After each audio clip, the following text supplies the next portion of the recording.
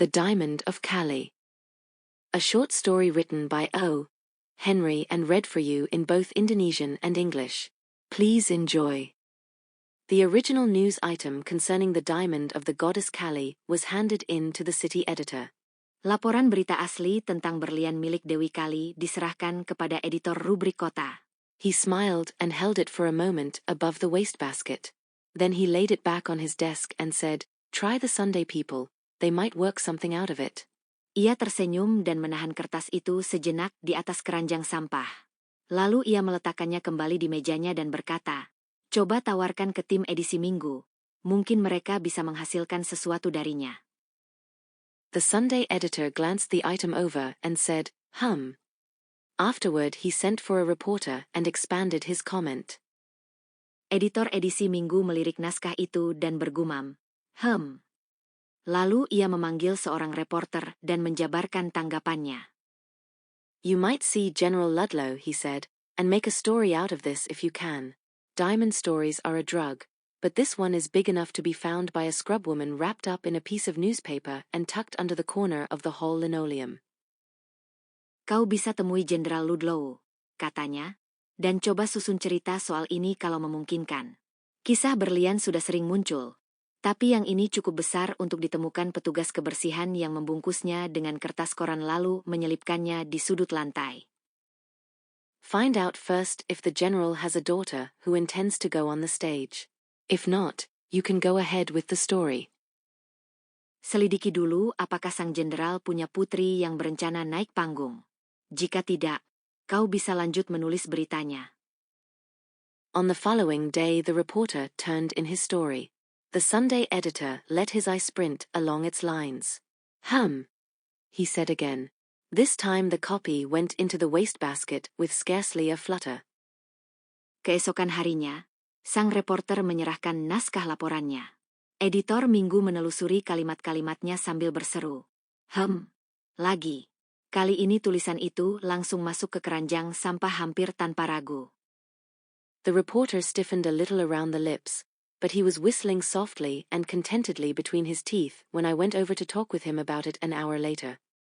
Sang reporter tampak sedikit menegang di sekitar bibir, tetapi ia tetap bersiul pelan dengan puas saat aku mendekatinya sekitar sejam kemudian untuk membahas masalah itu.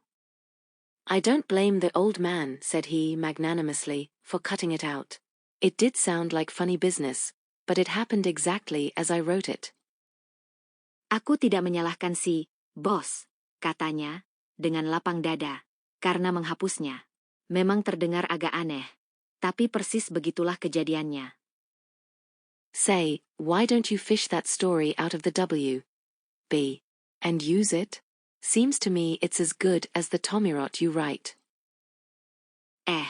Kenapa kau tidak ambil cerita itu lagi dari tempat sampah dan memakainya saja?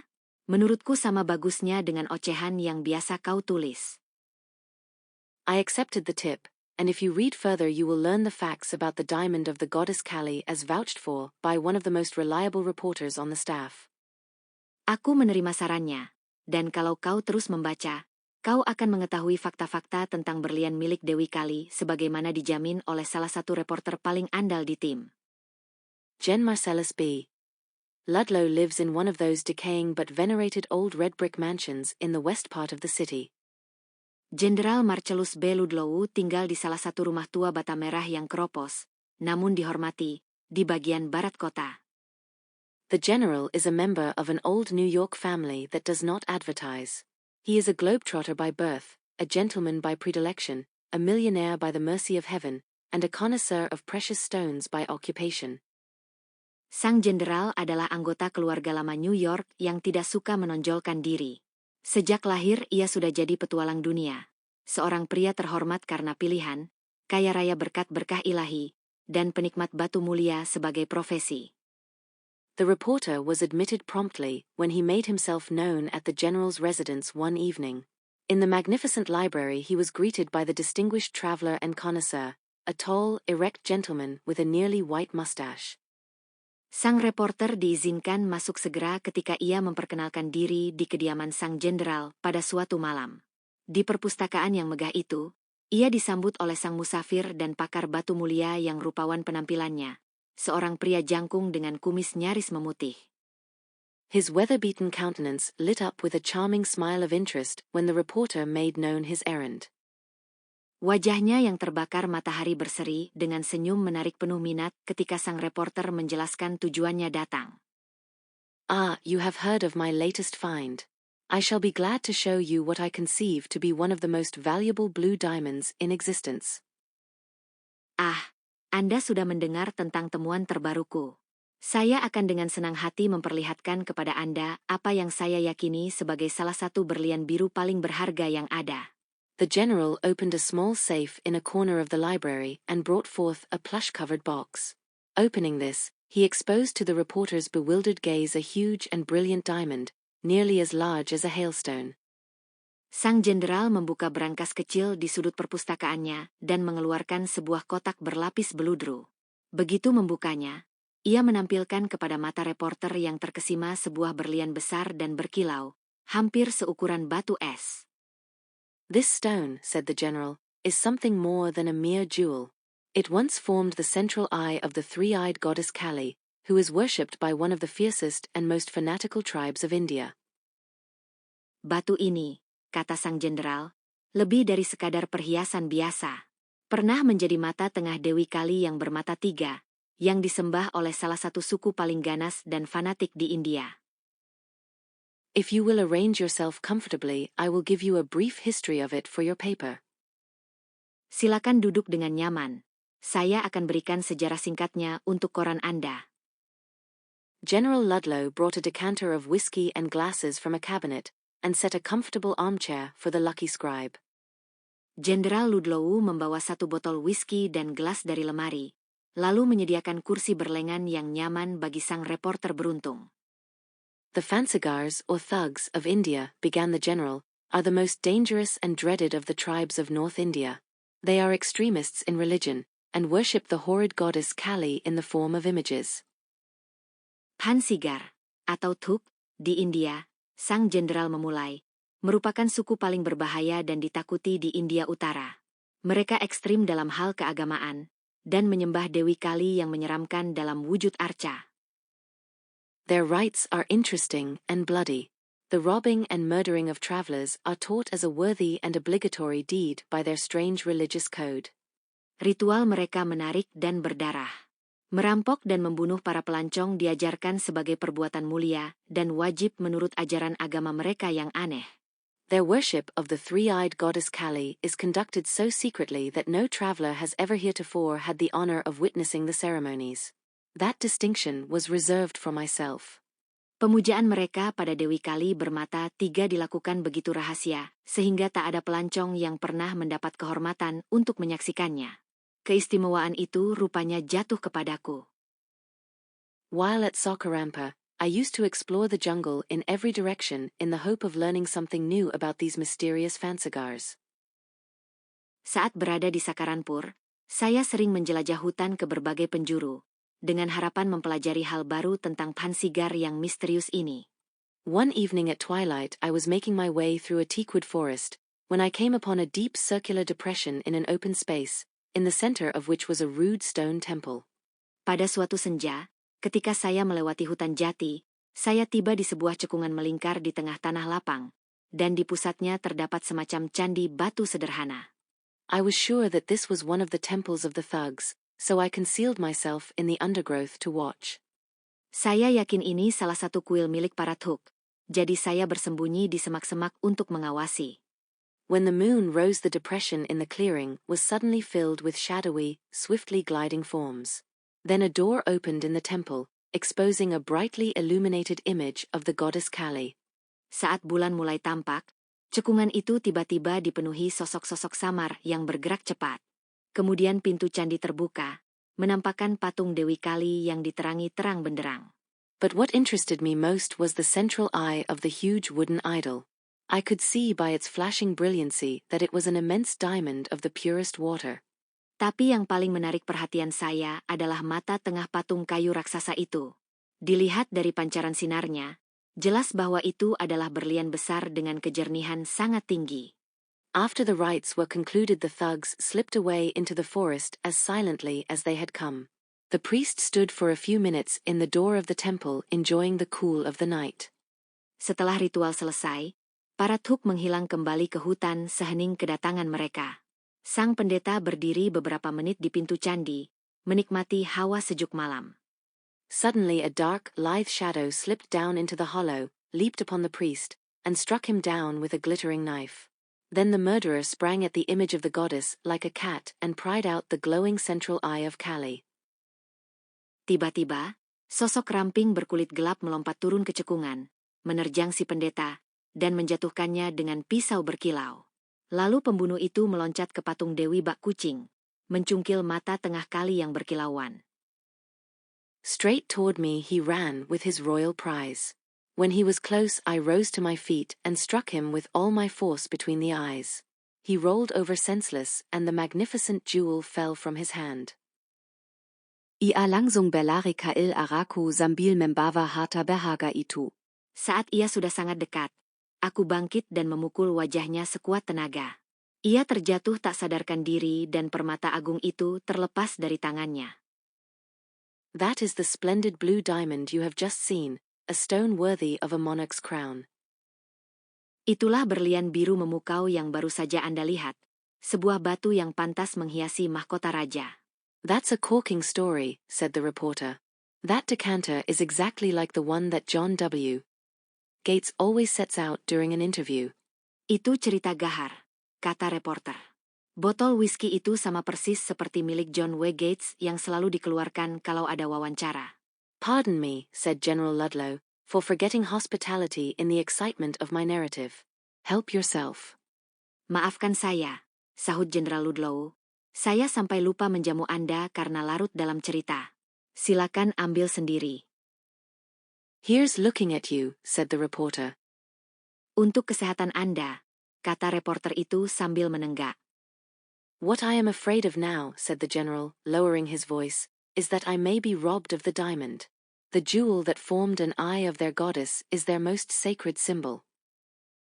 Yang kutakutkan sekarang, kata sang jenderal, menurunkan suaranya, adalah aku bisa dirampok. Permata yang jadi mata sang dewi itu adalah lambang paling suci mereka. Somehow the tribe suspected me of having it, and members of the band have followed me half around the earth. They are the most cunning and cruel fanatics in the world. Entah bagaimana suku itu curiga kalau permata itu ada padaku, dan anggota mereka telah menguntitku ke berbagai penjuru dunia. Mereka fanatik paling licik dan kejam di muka bumi. Their religious vows would compel them to assassinate the unbeliever who has desecrated their sacred treasure. Sumpah agama mereka menuntut mereka membunuh siapapun yang telah menodai harta suci mereka, khususnya seorang kafir. Once in Lucknow, some of their agents, disguised as servants in a hotel, endeavored to strangle me with a twisted cloth. Again, in London, they climbed into my window at night and attacked me. Pernah di Lucknow, beberapa agen mereka, menyamar sebagai pelayan hotel, mencoba mencekikku dengan kain. Lalu di London, mereka memanjat jendelaku pada malam hari dan menyerangku. They have even tracked me to this country. My life is never safe. While I was at a hotel in the Berkshires, they sprang upon me from the roadside weeds. I saved myself then by my knowledge of their customs. Mereka bahkan melacakku hingga ke negeri ini. Hidupku tidak pernah aman. Waktu aku di sebuah hotel di Berkshires, mereka menerjangku dari semak di pinggir jalan. Kala itu, aku menyelamatkan diri berbekal pengetahuanku tentang kebiasaan mereka. How was that, General? Asked the reporter. Bagaimana caranya, Jenderal? Tanya sang reporter. There was a cow grazing nearby, said General Ludlow. I ran to her side and stood. The thugs ceased their attack, knelt and struck the ground thrice with their foreheads. Ada seekor sapi tengah merumput di dekat sana, kata Jenderal Ludlow. Aku langsung lari mendekatinya dan berdiri di sisinya. Para Thuk menghentikan serangan, berlutut, dan menunduk berkali-kali sampai dahi menyentuh tanah. They departed after many respectful salams. Mereka pergi setelah menyalami dengan hormat berulang kali. Afraid the cow would hook? Asked the reporter. Takut diseruduk sapi? Tanya si reporter. No, the cow is sacred to the Fansigars. Next to their goddess, they worship the cow. They have never been known to commit any deed of violence in the presence of the animal they reverence. Tidak. Sapi itu suci bagi para Phansigar. Setelah dewi mereka, sapilah yang mereka sembah. Setahu kita mereka takkan pernah melakukan kekerasan di depan hewan yang mereka hormati. It's a mighty interesting story, said the reporter. If you don't mind, I'll take another drink, and then a few notes. Itu cerita yang sangat menarik, kata sang reporter. Kalau Anda tak keberatan, saya mau meneguk sedikit lagi, lalu menulis beberapa catatan. I will join you, said General Ludlow, with a courteous wave of his hand. Saya temani, ujar Jenderal Ludlow, dengan gerakan tangan sopan. If I were you, advised the reporter, I'd take that sparkler to Texas. Get on a cow ranch there, and the Pharisees. Kalau saya jadi Anda, saran reporter, saya bawa itu berlian ke Texas sana. Tinggal di peternakan sapi, dan para Pharisee. Phansigars, corrected the general. Phansigar, ralat sang jenderal. Oh yes, the fancy guys would run up against a longhorn every time they made a break. Oh iya, orang-orang, Fanci, itu pasti berhadapan dengan tanduk panjang setiap mereka coba menyerang. General Ludlow closed the diamond case and thrust it into his bosom. Jenderal Ludlow menutup kotak berlian itu dan menyelipkannya ke dalam jasnya. The spies of the tribe have found me out in New York, he said, straightening his tall figure. They will undoubtedly attempt to rob and murder me here. Mata-mata suku itu telah melacakku sampai New York, ujarnya, sambil menegakkan posturnya yang tinggi. Mereka pasti akan mencoba merampok dan membunuhku di sini. But as a soldier and a connoisseur, I shall sell my life and my diamond as dearly as I can. Tapi, sebagai prajurit dan penikmat seni permata, aku akan membayar nyawaku, dan berlian ini, semahal mungkin. At this point of the reporter's story, there is a certain vagueness, but it can be gathered that there was a loud crashing noise at the rear of the house they were in. Sampai di bagian ini, cerita sang reporter agak tak jelas, tetapi dapat dipahami bahwa ada suara benturan keras di bagian belakang rumah tempat mereka berada. General Ludlow buttoned his coat closely and sprang for the door. But the reporter clutched him firmly with one hand, while he held the decanter with the other. Jenderal Ludlow segera mengancingkan jasnya dan melesat ke arah pintu. Namun sang reporter mencengkeramnya erat dengan satu tangan, sementara tangan lainnya memegang botol whisky. Tell me before we fly, he urged, do any of your daughters contemplate going on the stage? Katakan dulu sebelum kita kabur, desaknya, ada putri Anda yang mau naik panggung. I have no daughters, fly for your life, the Phansigars are upon us, cried the general. Saya tak punya putri, selamatkan diri, Phansigar sudah di sini, teriak sang jenderal. The two men dashed out of the front door of the house. Keduanya menerobos keluar melalui pintu depan rumah. The hour was late. As their feet struck the sidewalk, strange men of dark and forbidding appearance seemed to rise up out of the earth and encompass them. Waktu sudah larut. Saat kaki mereka menapak trotoar, orang-orang asing berwajah gelap dan seram seakan muncul dari bumi dan mengepung mereka. One with Asiatic features pressed close to the general and droned in a terrible voice, "By caste CLO." Salah satu yang berparas Asia mendekati sang jenderal dan menggumam dengan suara menakutkan, "Beli baju bekas." Another, dark-whiskered and sinister, sped lithely to his side and began in a whining voice, "Say, mister, have you got a dime for a poor fellow what?" Yang lain, berkumis hitam tebal dan berwajah garang, mendekat dengan cepat sambil merintih. "Pak, ada receh buat orang susah yang."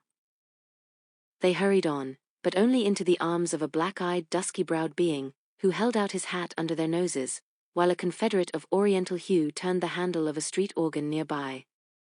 Mereka terus berjalan, namun justru masuk ke pelukan orang beralis gelap dan bermata hitam, yang menyorongkan topinya di depan hidung mereka, sementara temannya yang berkulit mirip bangsa timur memutar pegangan organ jalanan di dekat situ. Farther on, General Ludlow and the reporter found themselves in the midst of villainous-looking men with high-turned coat collars and faces bristling with unshaven beards. Tak jauh dari situ, Jenderal Ludlow dan sang reporter mendapati diri mereka di tengah gerombolan pria berpenampilan jahat, kerah mantel terangkat, dan wajah diselimuti janggut kasar. "Run for it," hissed the general. "They have discovered the possessor of the diamond of the goddess Kali." Kita lari, desis sang jenderal. Mereka tahu siapa yang memegang berlian Dewi Kali. The two men took to their heels. The avengers of the goddess pursued. Keduanya langsung kabur. Para pemburu sang dewi mengejar.